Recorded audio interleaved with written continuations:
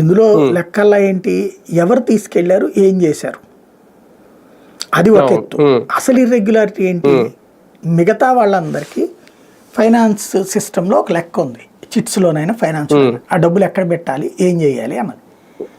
వీళ్ళు అవి తీసుకెళ్లి వేరే సంస్థలో వ్యాపారాల్లో పెట్టుబడి పెట్టారు. ఇది యాక్సెప్టబుల్లా? యాక్చువల్గా అది సిబిఐ, ఈడీ లాంటి వాళ్ళు విచారించాల్సిన అంశం.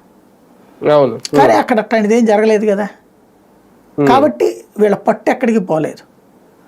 ఇప్పుడు కూడా ఆ వెనకాల ఉన్నటువంటి వాళ్ళని కాన్సన్ట్రేట్ చేస్తున్నారు అనమాట, అసలు వాళ్ళని పక్కన పెట్టేసి.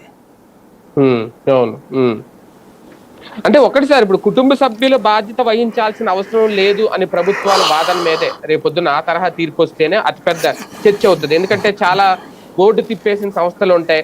రేపొద్దున ఇదే గనక కరెక్ట్ అయితే వాళ్ళు కూడా మాకు సంబంధం లేదు, అసలు వాళ్ళు పోయారు అంటే చాలా కుటుంబాలు రోడ్డును పడే అవకాశం ఉంటుంది.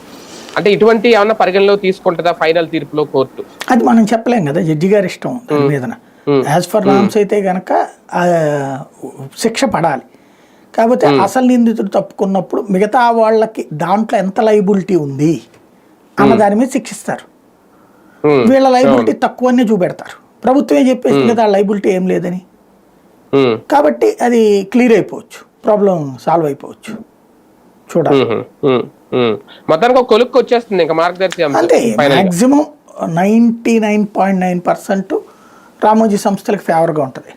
ఓన్లీ 1% మాత్రం నెగిటివ్ ఉండొచ్చు. అంతే అంతే, రైట్. చూద్దాం. మొత్తానికి మార్గదర్శి వ్యవహారంలో దాదాపుగా ఇంకా ఒక ఫైనల్ మార్క్ వచ్చేసింది. రేపు మార్చి 7వ తేదీన ఫైనల్ వాయిదా